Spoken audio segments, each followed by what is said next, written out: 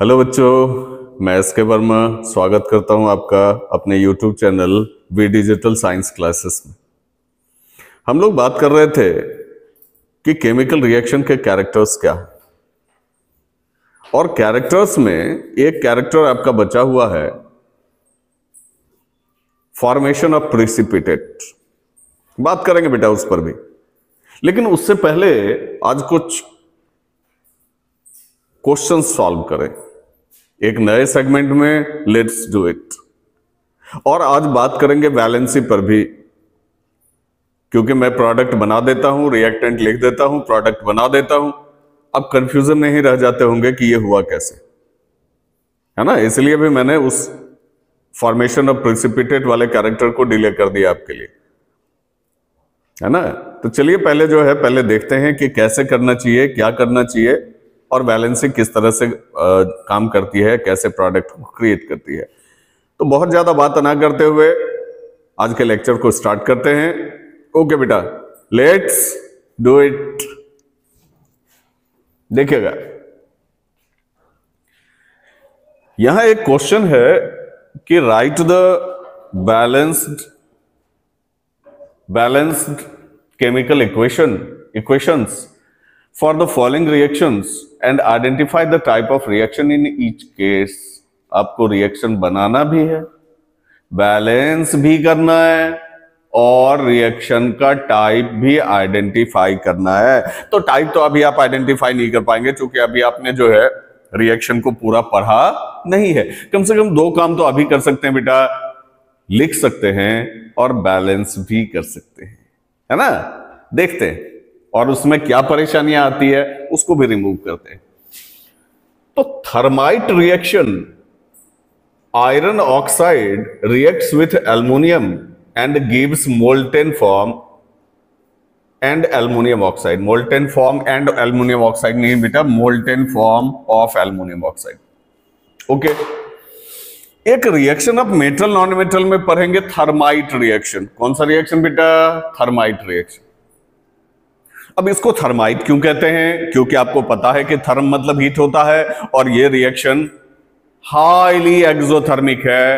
Exothermic तो समझ रहे हैं ना आप? यदि आप नहीं समझ रहे हैं तो पिछले वीडियो लेक्चर में जाके अच्छी तरह से पढ़ लें, इविडेंस ऑफ केमिकल रिएक्शन में जाके पढ़ लें, ठीक है।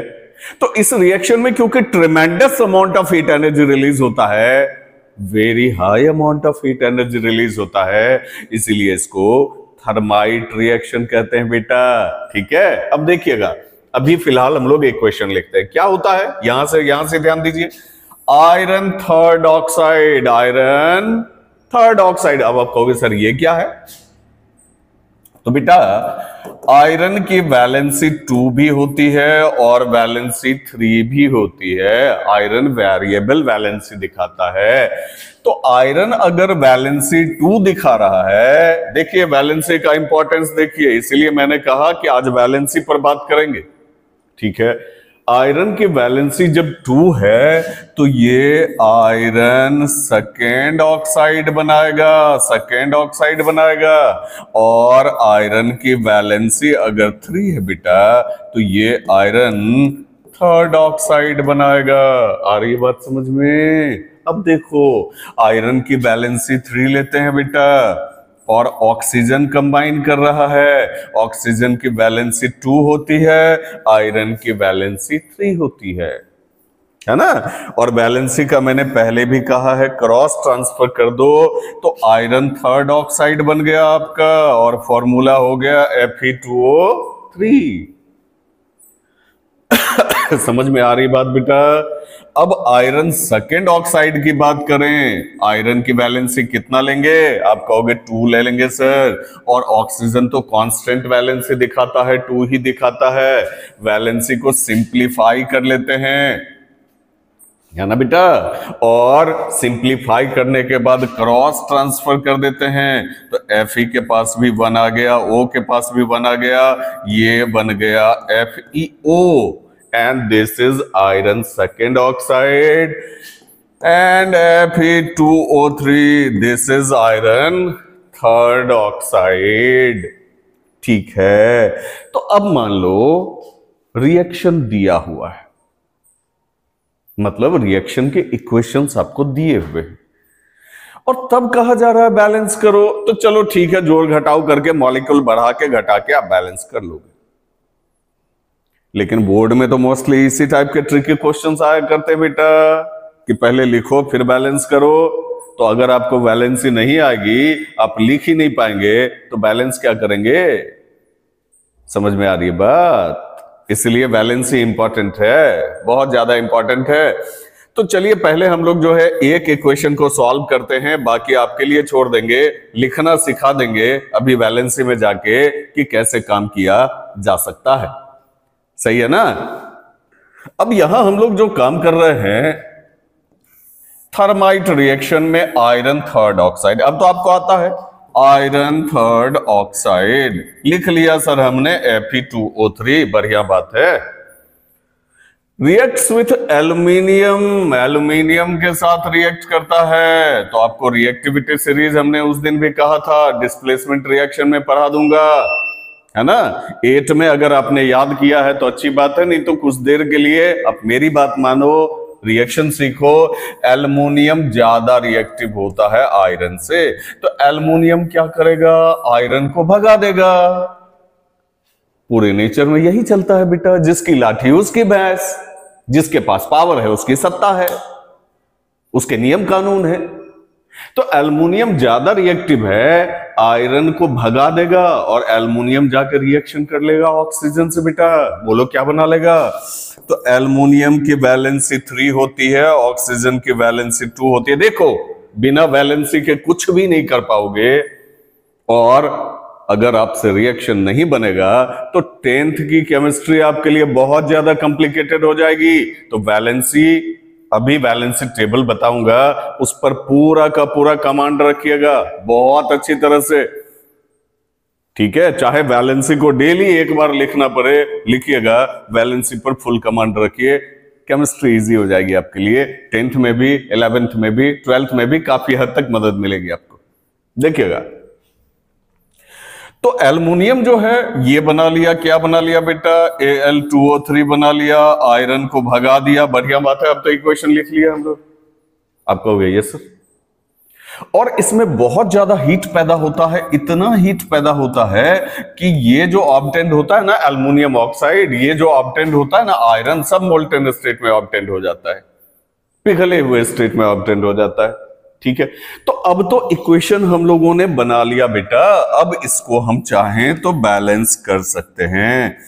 तो पहले इक्वेशन बनाना पड़ेगा, बना लेंगे तब तो इजीली बैलेंस कर लेंगे, ठीक है?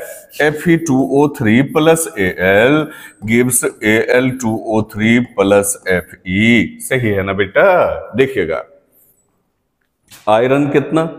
इस साइड 2, उस साइड रे बेटा 1, अच्छी बात है, यहां भी 2 लगा देते हैं, 2 1 जा 2 इक्वल, आप कहोगे यस सर।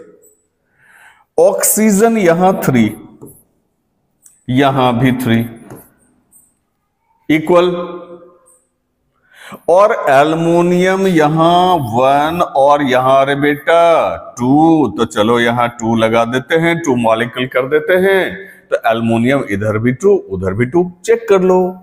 आयरन 2 उस साइड भी 2, ऑक्सीजन 3 उस साइड भी 3, एल्युमिनियम 2 उस साइड भी 2। तो इक्वेशन अगर लिख लोगे तो देख लिया कितना इजीली बैलेंस हो गया, आसानी से बैलेंस हो गया, है कि नहीं है बेटा? इसीलिए बैलेंसी जरूरी है, क्योंकि बैलेंसी अगर नहीं जानेंगे तो हमसे किसी भी रिएक्शन का इक्वेशन सॉल्व भी नहीं होगा, तो फिर बैलेंस कहां से करेंगे? सही है ना? ओके, तो चलो बाकी रिएक्शंस, बाकी इक्वेशंस तुम्हारे भरोसे छोड़ता हूं, तुम्हारे लिए छोड़ता हूं, बनाओगे इसको, ठीक है? पहले हम लोग आज काम करते हैं वैलेंसी पर।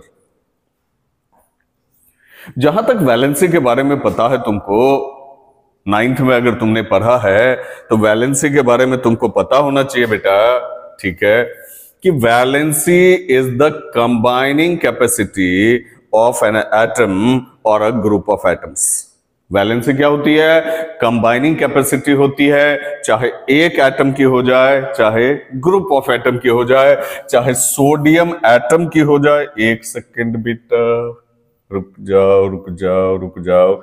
चाहे सोडियम के एटम की हो जाए, चाहे HCO3 नेगेटिव की हो जाए, चाहे एक एटम का हो जाए, चाहे ग्रुप ऑफ एटम का हो जाए, जो उसकी कंबाइनिंग कैपेसिटी होती है, मतलब जितने इलेक्ट्रॉन के साथ वो आ रहा है कंबाइन करने के लिए, वही उसकी जो है कंबाइनिंग कैपेसिटी होती है, वही उसकी वैलेंसी होती है।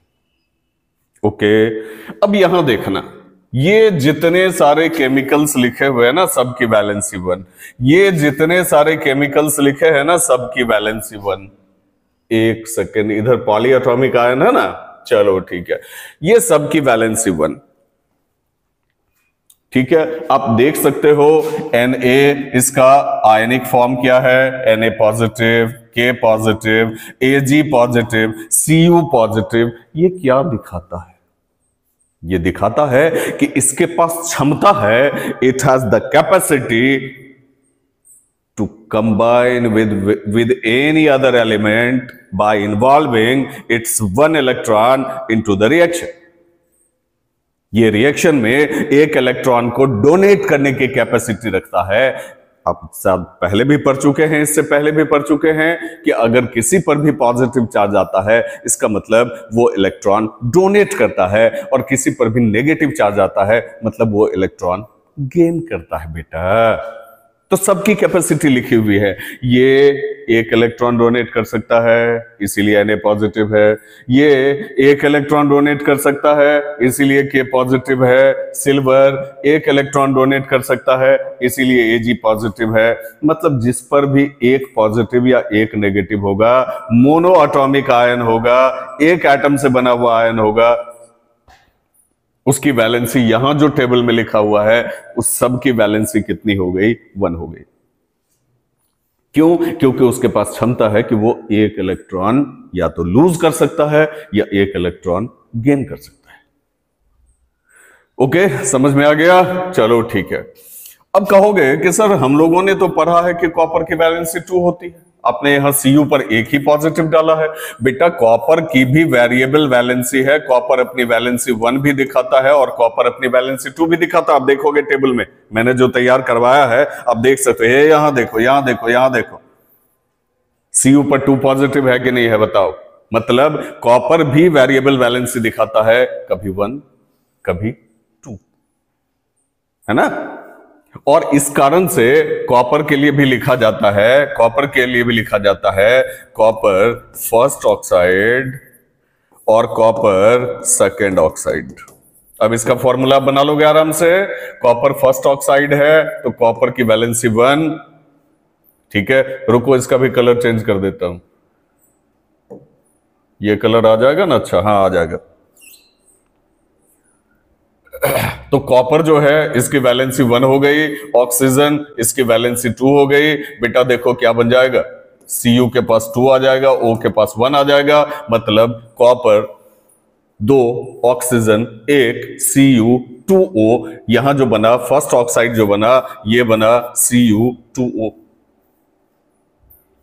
ठीक, और सेकंड वाले में वैलेंसी 2 देख लेना, आराम से कंपाउंड बना लेना। अब तो धीरे धीरे अंदाजा आ ही रहा होगा कि क्या करना है क्या नहीं करना है। ओके, मैग्नीशियम, अब वैलेंसी 2 की बात करते हैं।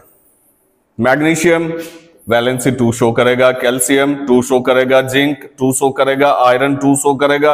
अब आयरन में भी वेरिएबल वैलेंसी है बेटा। अभी तुरंत हम लोग कुछ ही देर पहले बात कर रहे थे, आयरन को तुम 2 में भी देख सकते हो और आयरन को तुम 3 में भी देख सकते हो। लेकिन मेटल है, चाहे वैलेंसी 2 शो करे चाहे वैलेंसी 3 शो करे, हर हाल में वो इलेक्ट्रॉन लूज ही करेगा, इलेक्ट्रॉन गेन नहीं करेगा।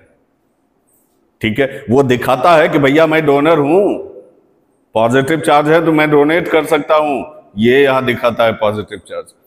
और नेगेटिव चार्ज है तो भाई हमको जरूरत है, 1 इलेक्ट्रॉन दे दो, 2 इलेक्ट्रॉन दे दो, 3 इलेक्ट्रॉन दे दो। आ रही है बात समझ में?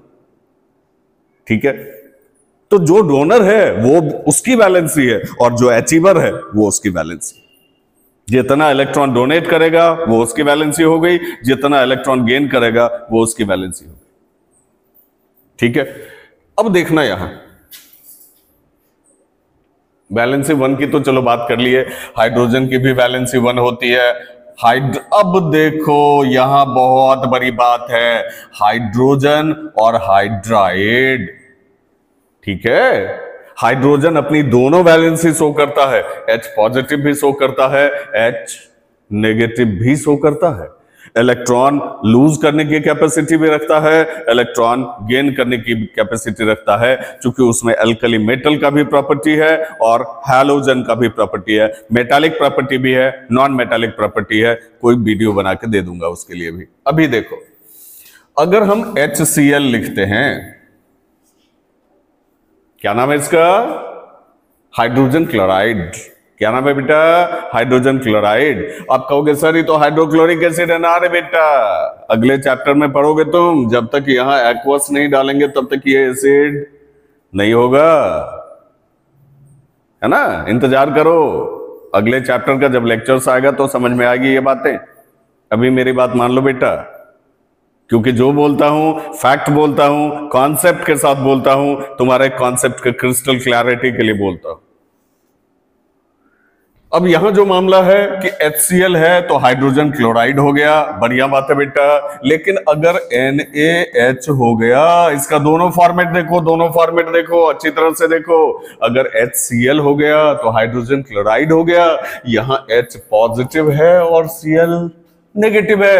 हाइड्रोजन यहां इलेक्ट्रॉन डोनेट करने की स्थिति में है, लेकिन जब सोडियम के साथ रिएक्शन करता है तो Na पॉजिटिव और H नेगेटिव हो जाता है। यहां भी इसकी वैलेंसी 1 है, यहां भी इसकी वैलेंसी 1 है, लेकिन दोनों में अंतर क्या है बेटा? ये हाइड्रोजन है और ये हाइड्राइड है। आई बात समझ में? चलो आगे देखते हैं। कुछ भी लिखने की जरूरत हो तो बीच में वीडियो पॉज कर लेना, अपना लिख लेना, उसके लिए कोई दिक्कत नहीं। अब तो समझ ही रहे हो, लगातार लेक्चर्स अटेंड कर रहे हो। देखो बेटा, तो वैलेंसी 1 पर हम लोगों ने बात कर ली, वैलेंसी 2 पर भी बात कर ली, बहुत अच्छी बात है। ठीक है, Mg पर डबल पॉजिटिव है, 2 पॉजिटिव है, मतलब ये 2 इलेक्ट्रॉन डोनेट कर सकता है रिएक्शन में, और ऑक्सीजन पर 2 नेगेटिव है, मतलब ये 2 इलेक्ट्रॉन गेन कर सकता है रिएक्शन के दौरान। इसीलिए Mg की भी वैलेंसी 2 और O की भी वैलेंसी 2 हो गई। ठीक है, और कोई अगर 3 इलेक्ट्रॉन लूज कर सकता है तो वैलेंसी 3 हो गई।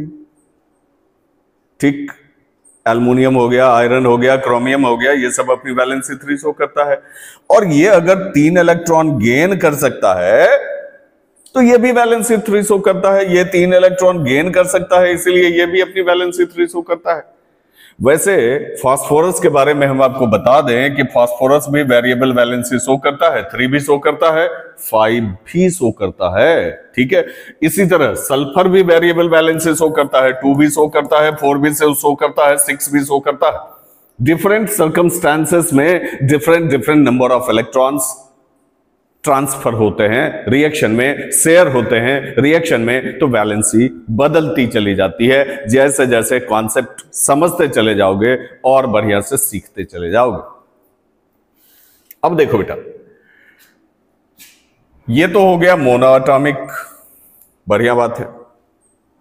ये सब अभी तक जितना हम लोग बात किए हैं टेबल के बारे में, टेबल पर ये सब मोनोएटॉमिक ही है। अब हम लोग चलते हैं बेटा डाई एटॉमिक और ट्राई एटॉमिक में, या टेट्रा एटॉमिक में, मतलब पॉली एटॉमिक में। 2 ग्रुप में क्लासिफाई करते हैं हम लोग आयंस को, एक मोनोएटॉमिक आयन, एक पॉली एटॉमिक। पॉली एटॉमिक मतलब एक एटम से बना है तो मोनोएटॉमिक हो गया, और एक से ज्यादा एटम्स एक साथ आ रहे हैं तो पॉली एटॉमिक हो गया। ओके बेटा, देखना अमोनियम, इसकी वैलेंसी कितनी? कहोगे 1। क्यों भाई? एक पॉजिटिव है, और पॉलीएटॉमिक है कि नहीं है ये देख लो। NH4 है, 1 नाइट्रोजन, 4 हाइड्रोजन, 4 1 5, एटॉमिसिटी 5 हो गई इस आयन की, इसलिए ये मोनोएटॉमिक तो हो ही नहीं सकता, पॉली एटॉमिक ही होगा। सही है ना बेटा? देखो हाइड्रोक्साइड है, ये डाई एटॉमिक है, और दो एटम है, देखो ना, OH है, एक ऑक्सीजन एक हाइड्रोजन, एक प्लस एक बराबर 2, तो डायटॉमिक हो गया। इस तरह से तुम पहचान सकते हो। Monoatomic, diatomic, triatomic, tetratomic, polyatomic. ठीक है, उसके बाद काउंटिंग कंटिन्यू नहीं करना, पेंटाटॉमिक, हेक्साटॉमिक, हेप्टाटॉमिक, ऐसा नहीं है बेटा। ठीक है, टेट्राटॉमिक के बाद पॉलीएटॉमिक में चले जाना है बस। ठीक है, वैसे नंबर 2 से ही तुम पॉलीएटॉमिक में जा सकते हो। वैलेंसी की बात कर रहे थे, फिर से चलते हैं। नाइट्रेट है वैलेंसी 1, कार्बोनेट है वैलेंसी CO3 नेगेटिव। ना जी, एक माइनस यहां छूट गया, कार्बोनेट की वैलेंसी बेटा 2 होती है। नाइट्राइट है, इसकी वैलेंसी 1, नाइट्रेट है, इसकी वैलेंसी 1, बिल्कुल सही है। नाइट्राइट नाइट्रेट दोनों की वैलेंसी 1 होती है। एसीटेट ऑर्गेनिक केमिस्ट्री में पढ़ोगे, वैलेंसी 1। बाइकार्बोनेट इसी चैप्टर में पढ़ोगे, valency 1। Chlorate 1, permanganate 1। Potassium permanganate का नाम सुने हो क्या? बिल्कुल सुने होगे, पोटेशियम परमैंगनेट बना भी लेते हैं। पोटेशियम और परमैंगनेट देखना क्या है, ठीक से देखो, ठीक से देखो, जल्दी बताओ बेटा क्या है? MnO4। तो K पॉजिटिव, MnO4 नेगेटिव। ठीक है, K की वैलेंसी बताना 1, MnO4 की वैलेंसी बताना 1। बोलो बेटा क्या बन जाएगा? K MnO4 बन जाएगा। सही बात है, सही बात है। अगले नंबर में चले आओ, आयरन है, इसकी वैलेंसी, आयरन तो पहले भी ले चुके हैं, छोड़ो, कोई दूसरा एलिमेंट लेते हैं। मान लो Zn है, इस पर डबल पॉजिटिव है भैया, वैलेंसी 2 हो गई। और हम लोग यहां कार्बोनेट ही ले लेते हैं, कार्बोनेट ही ले लेते हैं। ठीक है, कार्बोनेट पर 2 नेगेटिव है, वैलेंसी 2 हो गई। इसीलिए मैंने कहा कि वैलेंसी टेबल बहुत इंपॉर्टेंट है, इसको जैसे भी हो, चाहे याद करके ही क्यों ना हो, अपने ब्रेन में रखो, बहुत मदद करेगा। सिर्फ अभी नहीं, आगे तक बहुत ज्यादा मदद करेगा बेटा तुम्हारा, देखना।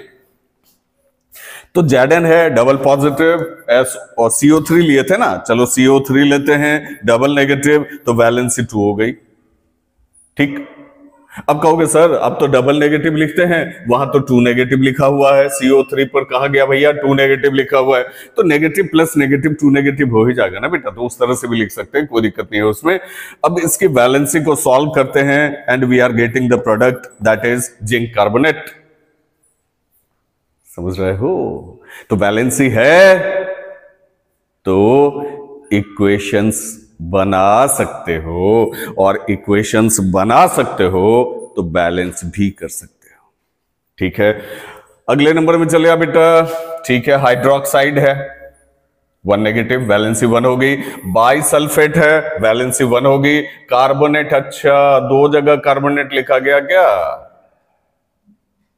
ओके, यहां सही लिखा हुआ है कार्बोनेट, यहां सही लिखा हुआ है CO3 डबल नेगेटिव 2 नेगेटिव, सही लिखा हुआ है। सल्फाइट है, इसकी भी वैलेंसी 2 है। सल्फेट है, उसकी भी वैलेंसी 2 है। और फॉस्फेट है, इसकी वैलेंसी 3 है बेटा। ठीक है, तो वैलेंसी टेबल पर कमांड रखो, रिएक्शंस पर कमांड होता चला जाएगा। ठीक है, रिएक्शन में प्रोडक्ट तुम बहुत आराम से बनाते चले जाओगे, रिएक्टेंट तुम बहुत आराम से लिखते चले जाओगे। ठीक है, मतलब इक्वेशन के फॉर्मेट में। और अगर तुमको लिखना आ गया तो तुम फिर उसको बैलेंस भी कर पाओगे बहुत इजीली। ओके बेटा, यदि आपको मेरे पढ़ाने का तरीका बहुत ज्यादा पसंद आ रहा हो तो निश्चित ही मेरे चैनल को सब्सक्राइब करें, वीडियोस को लाइक करें, और बेल आइकन का तो प्रेस करना बहुत ज्यादा जरूरी है, वो तो निश्चित ही प्रेस कर लें, ताकि जैसे ही नया कोई लेक्चर आए तो उसका नोटिफिकेशन आप तक पहुंच जाए। Best of luck, have a good day.